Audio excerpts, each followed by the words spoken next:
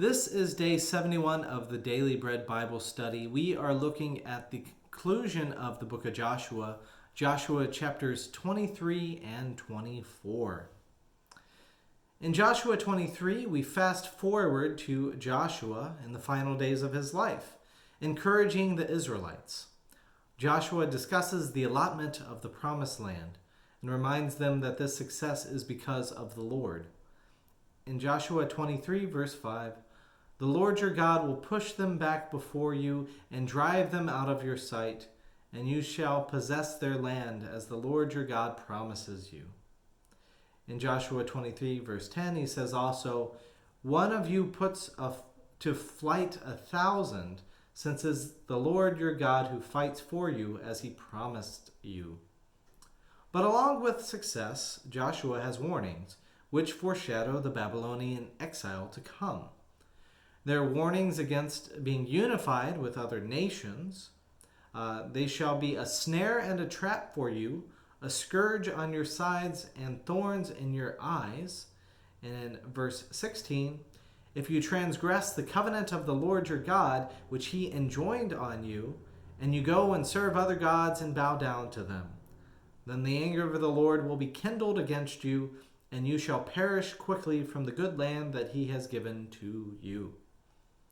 In the final chapter of chapter 24, Joshua renews the covenant. In Joshua's farewell speech at Shechem, Joshua reminds the Israelites of their story. He speaks of their ancestors Abraham, Isaac, Jacob, and Esau, and then the trip to Egypt. Joseph is notably absent from this story here. Joshua continues about the Exodus and the miracles God revealed under the leadership of Moses and Aaron. And the 40 years wandering in the wilderness are glossed over too. And the victories given by God are included.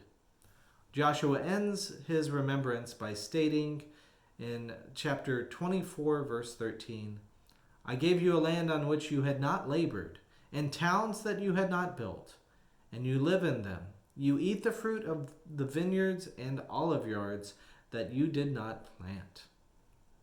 Then, in an often quoted piece of scripture, Joshua invites the Israelites to stop worshiping other gods, the gods of their ancestors and the gods of the Amorites, saying in Joshua 24, verse 15, "As for me and my household, we will serve the Lord."